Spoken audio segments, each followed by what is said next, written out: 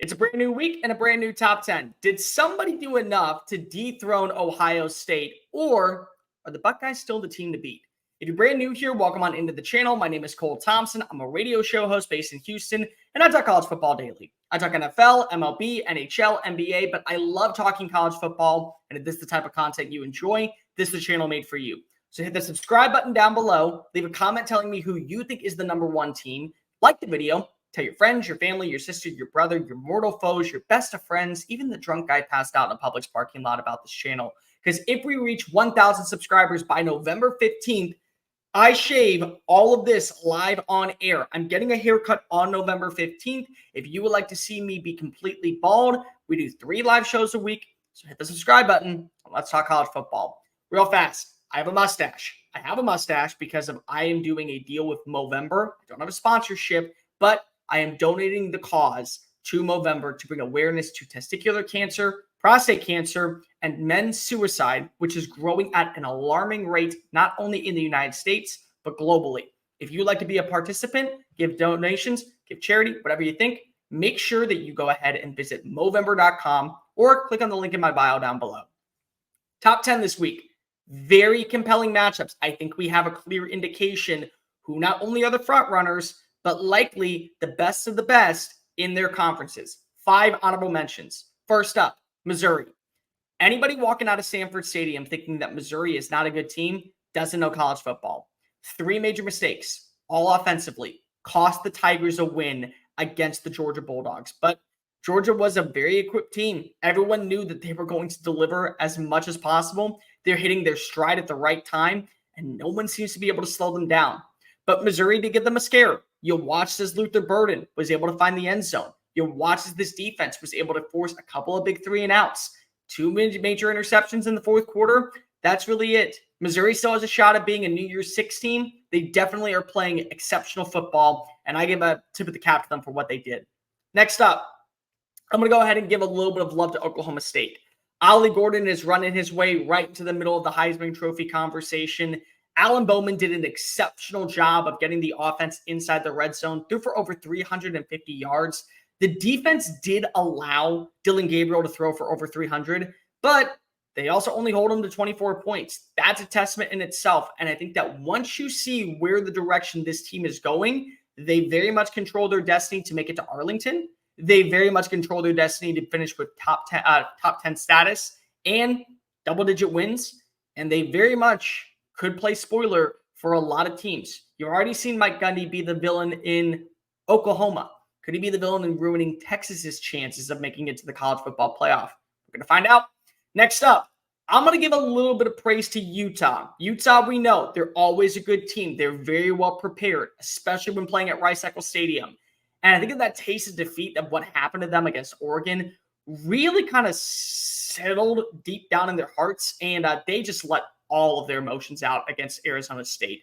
Bryson Barnes, 4-touchdown day. They finished with over 475 total yards of offense. Defense held Arizona State 3 points. You're not going to win that football game. It was a trap game for Arizona State. If they ever want to kind of turn the corner, they knew that they were dead in the water the second that kickoff began. This is the Utah team that we know. This is the Utah team that we praise. They very much still are in the running to make it to the likes of the Pac-12 championship, maybe even a New Year's 6 bowl bid. All right, now let's get to the top 10. For starters, Penn State. They come in for me at number 10 this week. We know what Penn State is. When they're good, they're damn good. When they're bad, it's very hard to watch.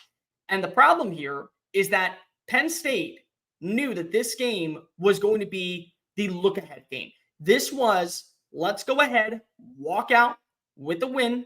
Don't worry about how we win it. Just go ahead, find a way to get a victory. That way we set ourselves up to host Michigan next week and a shot of still being in the Big Ten championship. Well, they did that and they did a lot more. They absolutely dismantled this Maryland team. On the road, I might add in. Drew Aller, 4 touchdowns. You had a big rushing day from Katron Allen. Nick Singleton didn't really do that much, but the defense did. I mean, they were able to go ahead and corral this team. They finished with negative 49 rushing yards. They had 1 run for a first down. 1. That's it.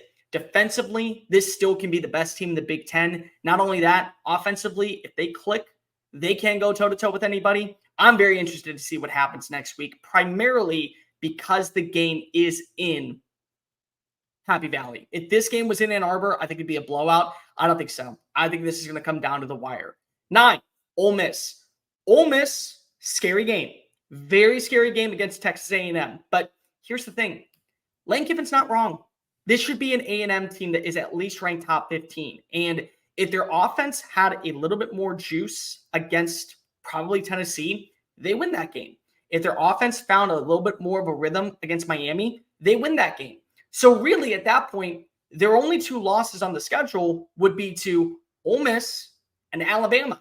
And I could justifiably say Ole Miss is the better team. Not only were they able to go ahead and force their way into the backfield, they only got 1 sack on the day, but they did have 11 pressures.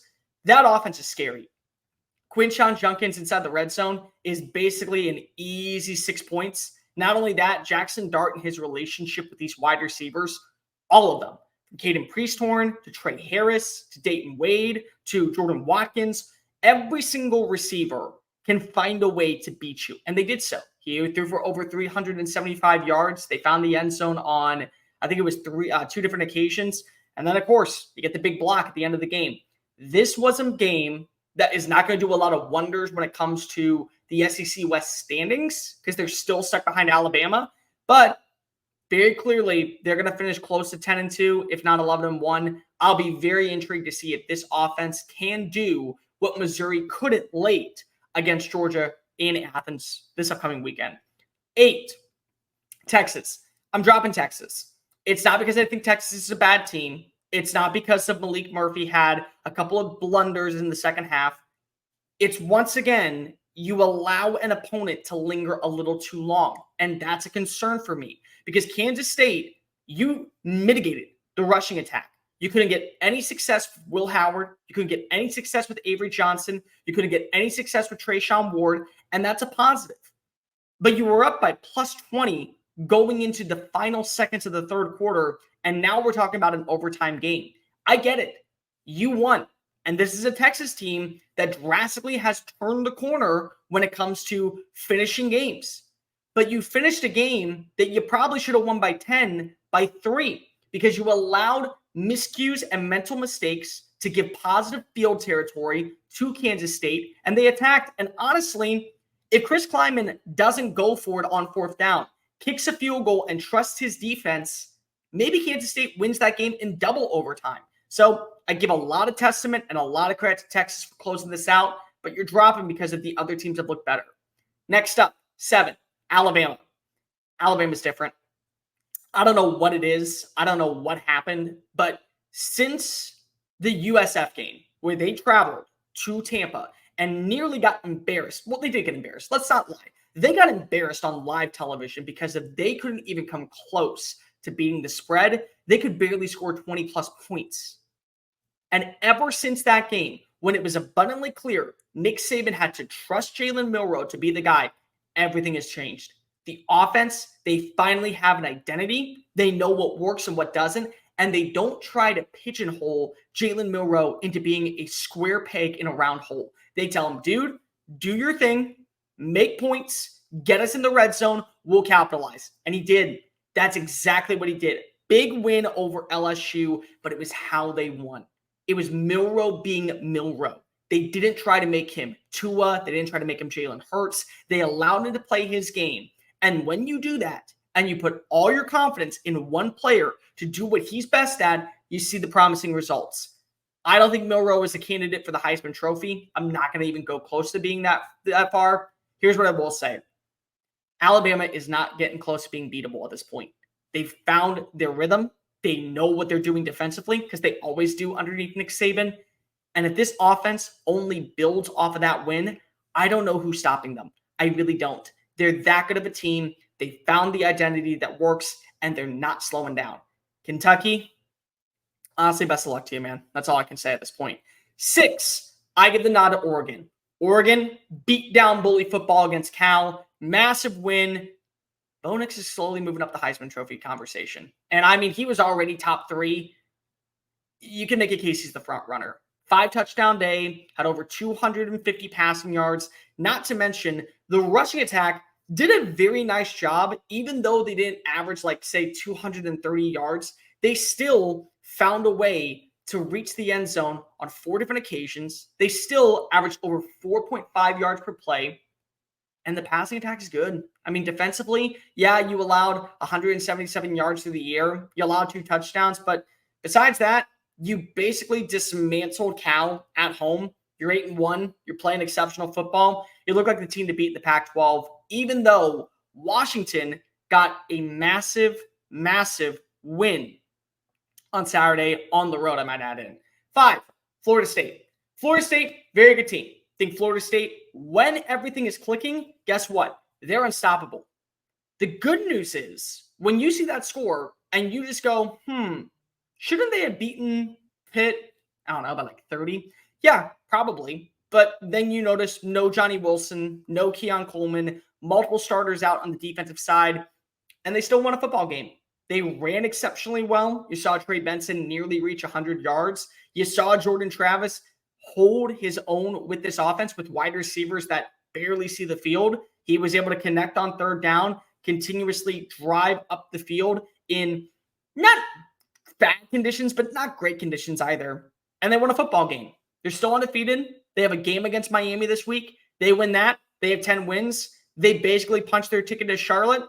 And at that point, it's game on. You win out, you go into the college football playoff. There's no other way to put it. Next up, Washington. They come in at number 4. Why is Washington at number 4, but I'm saying Oregon is the best team?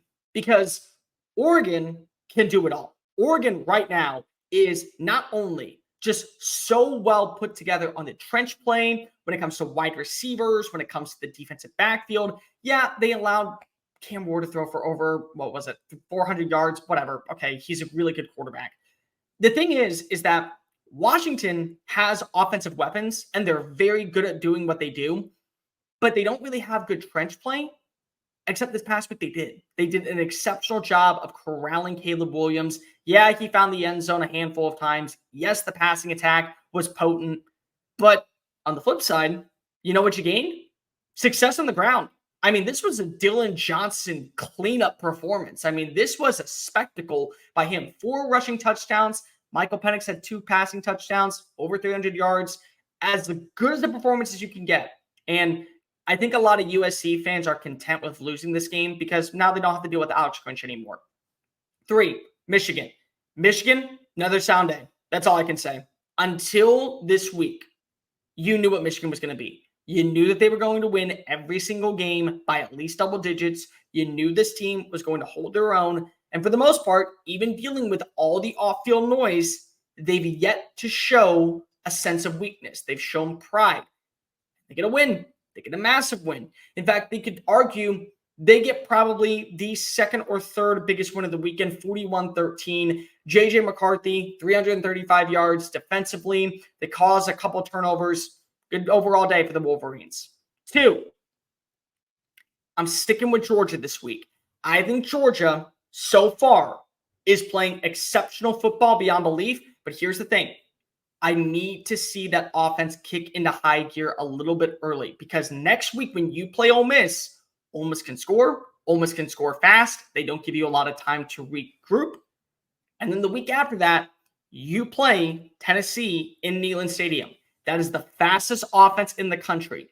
If you do not jump out to an early lead, they will make you pay. But you played a beautiful game. Masterclass performance, primarily in the second half, to make the necessary adjustments over Missouri. Carson Beck, again, I don't think anymore we can say he's underrated in the SEC. I think a lot of people have figured out, yeah, I'm pretty damn good, and I'm not slowing down anytime soon.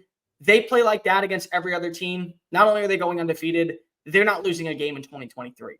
But number 1 for me is Ohio State. And the reason why is because I don't think enough people understand who Rutgers is. Rutgers is actually very good defensively.